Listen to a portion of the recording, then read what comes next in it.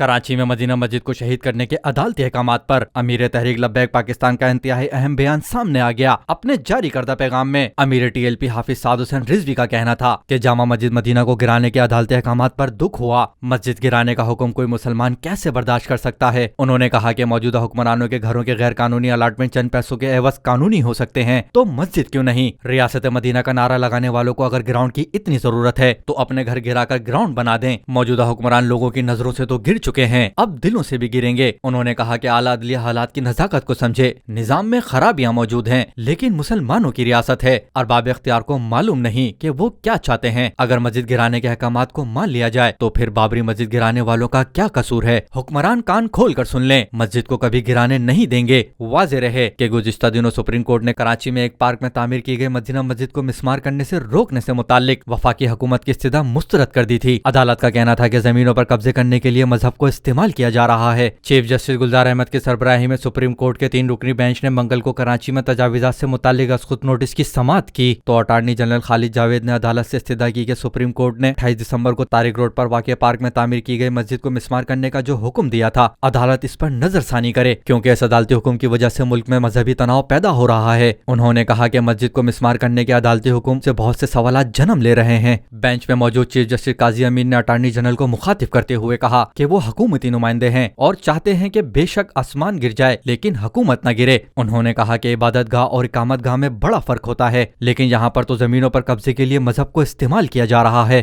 Bench کے سربراہ نے اٹارنی جنرل کو مخاطب کرتے ہوئے کہا کہ ہم نے یہ پارک اپنی آنکھوں سے بنتے ہوئے دیکھا ہے اور اس میں کس حد تک تجاوزات کی گئیں یہ آپ کو بھی معلوم ہے۔ انہوں نے کہا کہ سندھ کی صوبائی حکومت چاہے تو مسجد کے لیے متبادل زمین دے دے لیکن عدالت اپنا فیصلہ تبدیل نہیں کرے گی۔ چیف جسٹس کا کہنا تھا کہ عدالت اس مسجد کو مسمار کرنے سے روک سکتی ہے جب تک اس کے متبادل نئی مسجد کی تعمیر کے لیے نئی جگہ نہیں مل جاتی۔ عدالت اس سلسلے میں اپنا فیصلہ واپس نہیں لے سکتی۔ چیف جسٹس گلزار احمد کا کہنا تھا کہ اگر سپریم کورٹ نے اس طرح کے کیے گئے فیصلوں کو واپس لینا شروع کر دیا تو عدل کا نظام متاثر ہونے کا خطرہ ہے۔ اٹارنی جنرل نے بتایا کہ انہیں معلوم ہے کہ مسجد کی تعمیر کے لیے زمین فراہم کرنے کی ذمہ داری ریاست اور صوبائی حکومت کی ہے، تاہم مذہبی تناؤ کو روکنے کے خاطر عدالت اپنے حکم پر نظر ثانی کرے۔ اٹارنی جنرل نے عدالت کو بتایا کہ اس معاملے پر سندھ حکومت فریق نہیں لیکن اس کے باوجود سپریم کورٹ کے پاس یہ اختیار ہے کہ زمین کی فراہمی سے متعلق سندھ حکومت سے رپورٹ طلب کی جائے اور جب تک صوبائی حکومت رپورٹ سپریم کورٹ میں جمع نہیں کرواتی اس وقت تک اس مسجد کو مسمار کرنے کا عدالتی حکم واپس لیا جائے۔ چیف جسٹس نے ریمارک دیتے ہوئے کہا کہ پارک سے تجاوزات گرانے کا حکم واپس نہیں ہوگا۔ انہوں نے کہا کہ اگر عدالت نے اپنے کیے ہوئے فیصلے واپس لینے ہیں تو پھر اس تمام کارروائی کا کیا فائدہ؟ بینچ میں موجود جسٹس قاضی امین نے ریمارکس دیتے ہوئے کہا کہ تجاوزات پر مسجد کی تعمیر غیر مذہبی اقدام ہے اور اسلام اس اقدام کی اجازت نہیں دیتا۔ انہوں نے کہا کہ اگر مسجد کی تعمیر کرنی ہے تو اپنی جیب سے کریں،